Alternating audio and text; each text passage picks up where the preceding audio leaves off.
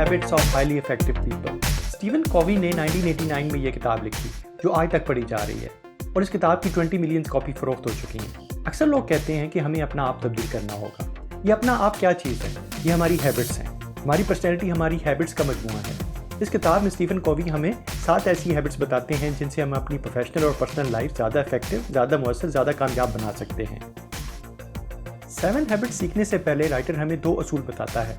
पहला ये है कि हम हर चीज़ को एक ख़ास लेंस से देखते हैं, एक ख़ास तरह से सोचते हैं। हमारे अपने पैराडाइम्स हैं जो सही भी हो सकते हैं और गलत भी हो सकते हैं। मिसाल के तौर पर हम किसी शहर में पहली दफ़ा जाते हैं और हमारे पास कोई मैप नहीं है, कोई फ़ोन नहीं है, ना हम उस शहर में किसी को जानते हैं, तो हम परेशान होंगे। ऐसी सिचुएशन को हम वेस्ट ऑफ टाइम समझेंगे। लेकिन अगर सोचने का पैराडाइम शिफ्ट किया जाए तो ऐसी सिचुएशन को हम अनएक्सपेक्टेड, अनप्लान्ड एडवेंचर भी समझ सकते हैं। राइटर एक दफ़ा ट्रेन में कहीं जा रहा था। ट्रेन में खामोशी थी, बहुत सुकून था। अचानक एक बंदा ट्रेन में आया, उसके साथ उसके बच्चे भी थे। बच्चों ने शोर डालना शुरू कर दिया, लोगों को तंग करना शुरू कर दिया। राइटर ने उस बंदे से पूछा कि तुम बच्चों को समझाते क्यों नहीं? तो उसने जवाब दिया, अभी हम हॉस्पिटल से वापस आ रहे हैं और इन बच्चों की मदर की डेथ हो गई है।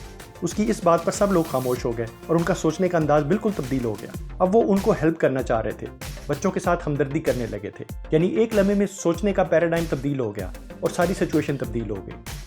दूसरा असूल ये है कि बहुत सारी किताबें या लोग हमें सिर्फ ये सिखाते हैं कि एक सिचुएशन में किस तरह बिहेव करना है। हम तजर्बे और स्किल के साथ बिहेव करना तो सीख जाते हैं लेकिन हमारे अंदर तब्दील नहीं होता। इसको राइटर्स पर्सनैलिटी एथिक्स कहता है। लेकिन असल जो चीज़ है वो है कैरेक्टर एथिक्स। कैरेक्टर बनता है वैल्यूज से, यानी ऑनेस्टी, कंपैशन, एम्पैथी, मॉडेस्टी से। कैरेक्टर एथिक्स ही एक स्ट्रॉन्ग फाउंडेशन है। अगर ये ठीक नहीं तो पर्सनैलिटी एथिक्स सब फेक है। कैरेक्टर एथिक्स हमें इनसाइड आउट तब्दील करता है। इन 2 असूलों को पहले समझें और फिर हम 7 हैबिट्स सीखते हैं। अच्छा, तो वो क्या चीज़ है जो इंसान को हैवान से मुख्तलिफ बना देती है? बुनियादी फ़र्क ये है कि एनिमल्स हमेशा एक्सटर्नल स्टिमुलस पर रिएक्ट करता है और इंसान के पास ताकत है कि वो एक्सटर्नल सिचुएशन पर रिएक्ट करने से पहले सोच सकता है। लिहाजा इंसान सिचुएशन पर इन्फ्लुएंस करने की ताकत रखता है। यानी हम सिर्फ रिएक्टिव नहीं होते बल्कि प्रोएक्टिव भी हो सकते हैं। मिसाल के तौर पर अगर मौसम ख़राब है तो कुछ लोग इस पर अपना मूड ख़राब कर लेते हैं। किसी ने अगर ज़रा सा भी बुरा ट्रीट किया तो जवाब में नेगेटिव बिहेव करते हैं। ये लोग रिएक्टिव होते हैं। दूसरी तरफ प्रोएक्टिव लोग होते हैं जो अपना मौसम खुद बनाते हैं। वो खुद जिम्मेदारी लेते हैं और किसी भी सिचुएशन में रिस्पॉन्ड करने से पहले सोचते हैं और हल निकालने की कोशिश करते हैं। इस बात को 2 सर्कल से भी समझ सकते हैं। हमारा एक आउटर सर्कल है जिसे हम सर्कल ऑफ कंसर्न कहते हैं। इसमें तमाम वो प्रॉब्लम्स हैं जो एक्सटर्नल हैं, बिजली का बिल जमा करवाने से लेके वर्ल्ड पॉलिटिक्स तक। अब एक इनर सर्कल भी है जो छोटा है। इसको सर्कल ऑफ इन्फ्लुएंस कहते हैं। इसमें वो चीज़ें हैं जो आपके कंट्रोल में हैं, जो काम आप कर सकते हैं। प्रोएक्टिव लोग अपने सर्कल ऑफ इन्फ्लुएंस पर फोकस करते हैं। इन्हीं चीज़ों पर ज़्यादा तवज्जो देते हैं और काम करते हैं जो उनके कंट्रोल में है और इस तरह उनका सर्कल ऑफ इन्फ्लुएंस बढ़ जाता है। जबकि रिएक्टिव लोग सर्कल ऑफ कंसर्न पर फोकस करते हैं और वो ज़्यादा परेशान रहते हैं जिससे उनका सर्कल ऑफ इन्फ्लुएंस कम हो जाता है। तो इंसान को जब भी स्टिमुलस सिचुएशन का सामना होता है तो इंसान के पास ताकत है कि वो रिस्पॉन्ड करने से पहले एक लम्हा सोचे। जिसने इस लम्हे में पॉजिटिव इमोशन के साथ बिहेव किया वही ज़्यादा कामयाब होगा। अगर घर में या काम में मुश्किल सिचुएशन आती है तो अगर आप बेइख्तियार किसी को इसका जिम्मेदार बना देते हैं या ब्लेम करना शुरू कर देते हैं तो फ़ौरन ये समझें कि असल कसूरवार आपका ये रिएक्शन है। उसको तब्दील करें, रिएक्टिव नहीं प्रोएक्टिव बने। कहते हैं कि हम हर काम को 2 दफ़ा करते हैं। पहले अपने दिमाग में विजुलाइज करते हैं और फिर प्रैक्टिकल करते हैं। आप ज़रा सोचें कि अगर हम घर बनाने से पहले उसका नक्शा ही ना तैयार करें तो वो फिर घर कैसा बनेगा? सब कुछ ख़राब हो जाएगा। इसलिए हम पहले एक चीज़ सोचकर नक्शा तैयार करते हैं ताकि प्रैक्टिकल काम शुरू हो तो पता हो कि क्या करना है। बदकिस्मती से कुछ लोग प्लान ही नहीं बनाते। वो मेहनत पूरी करते हैं, कम वक्त में ज़्यादा काम भी कर लेते हैं, वो एफिशिएंट भी होते हैं लेकिन वो इफेक्टिव नहीं होते। उन्हें ये नहीं पता होता कि उनकी डेस्टिनेशन क्या है, गोल क्या है। इससे नुकसान ये होता है कि उनकी डायरेक्शन तब्दील होती रहती है। राइटर बताता है कि हमें अपनी ज़िंदगी का नक्शा तैयार करना है, अपने गोल्स बनाने हैं, ज़िंदगी की एक मिशन स्टेटमेंट तैयार करनी है ताकि हम अपनी डेस्टिनेशन पर पहुंच सकें।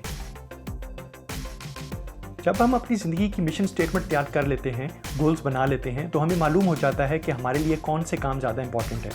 हमारे मुख्तलिफ रोल्स हैं और रिस्पॉन्सिबिलिटीज़ भी हैं और आज के दौर में वक्त ज़ाया करने के लिए बेशुमार डिस्ट्रैक्शंस हैं। तो फिर अपने इंपॉर्टेंट काम कैसे मैनेज किए जाएँ? राइटर हमें एक एक्सरसाइज बताता है। आप 2 कॉलम और 2 रोज़ की मैट्रिक्स बना लें। पहले खाने में ऐसे काम लिखें जो इंपॉर्टेंट भी हैं और अर्जेंट भी हैं। जैसे कोई बड़ा क्राइसिस आ जाए तो सबसे पहले तो उसी को डील करना पड़ता है। दूसरे खाने में वो काम लिखें जो इंपॉर्टेंट हैं लेकिन अर्जेंट नहीं है, जैसा कि ज़िंदगी की मिशन स्टेटमेंट लिखना, फ्यूचर की प्लानिंग करना। ये सब काम बहुत ज़रूरी हैं लेकिन अर्जेंट नहीं है। तीसरे खाने में वो काम लिखें जो अर्जेंट हैं लेकिन इम्पॉर्टेंट नहीं है, जैसे कि किसी का फ़ोन आ जाना, कोई मैसेज का रिप्लाई करना। और चौथे खाने में वो काम लिखें जो कि ना इम्पॉर्टेंट है ना अर्जेंट है। ये काम सिर्फ वक्त ज़ाया करते हैं। अब सबसे ज़्यादा फोकस करने वाला खाना है नंबर 2। ये ऐसे काम हैं जिनका आपकी ज़िंदगी पर पॉजिटिव इम्पैक्ट होता है। अगर इन कामों पर आपका फोकस ज़्यादा होगा तो खाना नंबर 1 और 3 के कामों पर भी आप ज़्यादा बेहतर तरीके से मैनेज कर सकते हैं। ज़्यादातर लोग अपने प्रोफेशन में, बिजनेस में, हत्ता कि दोस्तों के साथ हर वक्त एक कंपटीशन में रहते हैं। वो विन लूज पैराडाइम के लेंस से देखते हैं। क्या ज़िंदगी इसी तरह कंपटीशन का नाम है? नहीं। हर इंसान की किस्मत और हिस्से में कुछ विन्स हैं। ये विन्स कुछ दूसरे इंसानों से कम भी हो सकती हैं और कुछ से ज़्यादा भी हो सकती हैं। अगर दो लोग विन लूज पैराडाइम के साथ आपस में कंपटीशन में पड़े रहें तो असल में ये लूज लूज सिचुएशन बन जाती है। रिजल्ट क्या निकलेगा? लड़ाई, लॉस और या फिर आपकी हेल्थ खराब हो जाएगी। विन लूज पैराडाइम के साथ अगर आप बिजनेस करते हैं तो आपका हो सकता है प्रॉफिट ज़्यादा हो, लेकिन आप कस्टमर को वैल्यू कम दे रहे होते हैं। कस्टमर कुछ वक्त आपके साथ रहेगा लेकिन फिर छोड़कर चला जाएगा। अगर आप विन विन पैराडाइम पर यकीन रखते हैं तो आप कस्टमर का भी सोचेंगे, उसे ज़्यादा वैल्यू देंगे और कस्टमर आपको कभी भी नहीं छोड़ेगा। लॉन्ग टर्म में आप ही कामयाब होंगे। आपके कस्टमर हों, पार्टनर हों, दोस्त हों या हस्बैंड वाइफ का रिलेशनशिप हो, ये सब एक इमोशनल बैंक अकाउंट की तरह है जो कि टाइम देने से, नेक नीति से कोशिश करने से, धोखा ना देने से बढ़ता है। विन विन पैराडाइम से रिलेशनशिप का अकाउंट ग्रो करेगा और विन लूज पैराडाइम से ये अकाउंट खाली हो जाएगा। आप सोचें कि आप एक डॉक्टर को चेक करवा रहे हैं, आप अपनी बीमारी के बारे में बता रहे हैं तो डॉक्टर आपकी बात गौर से नहीं सुन रहा, आपको प्रिस्क्रिप्शन लिखकर आपको दे देता है। क्या आप उसकी एडवाइस को सीरियस लेंगे? लोग ज़्यादातर दूसरे की बात समझने के लिए नहीं बल्कि सिर्फ अपना जवाब देने के लिए सुनते हैं। यही पैराडाइम तब्दील करने की ज़रूरत है, यानी अगले बंदे की बात इस सोच के साथ सुननी चाहिए कि हम उसको समझ सकें, ना कि हम अच्छा जवाब दे सकें। कम्युनिकेशन एक्सपर्ट्स कहते हैं कि हमारी कम्युनिकेशन में वर्ड सिर्फ 10% है, 30% साउंड है और 60% बॉडी लैंग्वेज है। राइटर यहाँ पे हमें सिखाता है कि एम्फैटिक लिसनिंग की हैबिट बनानी चाहिए, यानी हमें सिर्फ वर्ड्स नहीं सुनने बल्कि फीलिंग्स और बिहेवियर को भी ऑब्जर्व करना है। अगर हम एम्फैटिक लिसनिंग की हैबिट बना लेते हैं लोग हम पर ज़्यादा एतमाद करेंगे, हमारा रिलेशनशिप ज़्यादा बेहतर होगा और हमारा जवाब का भी असर पहले से ज़्यादा होगा। सिनर्जाइजिंग का मतलब है कि अगर आप मिलकर काम करेंगे तो एक दूसरे की स्ट्रेंथ का फ़ायदा उठा सकते हैं, काम मिलकर बांट सकते हैं। अकेला बंदा अकेला ही होता है और 2 11 हो जाते हैं। सिनर्जाइजिंग ज़रूरी क्यों है? हर बंदा अपनी नज़र से चीज़ों को देखता है, इसकी वजह से किसी खास शोबे में वो दूसरों से बेहतर हो सकता है और जिसमें वो कमज़ोर होगा दूसरे उसमें शायद बेहतर हों, तो यूँ मिलकर कॉमन गोल पर बेहतर काम किया जा सकता है। सिनर्जाइजिंग के लिए आपको पैराडाइम तब्दील करना होगा, आपको ज़्यादा ओपन माइंडेड होना होगा, दूसरों को रिस्पेक्ट देना होगी। दूसरों को साथ लेके चलना मुश्किल होता है, पॉइंट ऑफ व्यूज़ में कॉन्फ्लिक्ट होता है, लेकिन अगर इन तमाम मुश्किलात पर काबू पा लिया जाए और सब्र के साथ और इत्मीनान के साथ इकट्ठे काम किया जाए तो उसके रिजल्ट अकेले काम करने से कई गुना ज़्यादा होते हैं।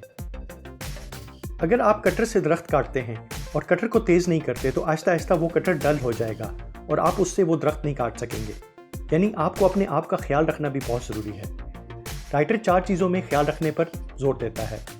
पहली है फिजिकल हेल्थ, इसके लिए आपको रेगुलर एक्सरसाइज करनी चाहिए, अपनी खुराक का भी ख्याल करना चाहिए।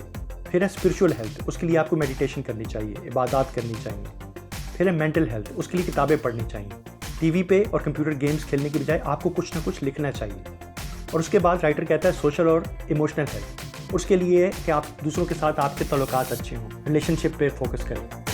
तो दोस्तों ये हैं वो 7 हैबिट्स, अगर आप इनको अपना लें तो ज़िंदगी के हर मिशन को हासिल करने के लिए आप ज़्यादा इफेक्टिव हो सकते हैं।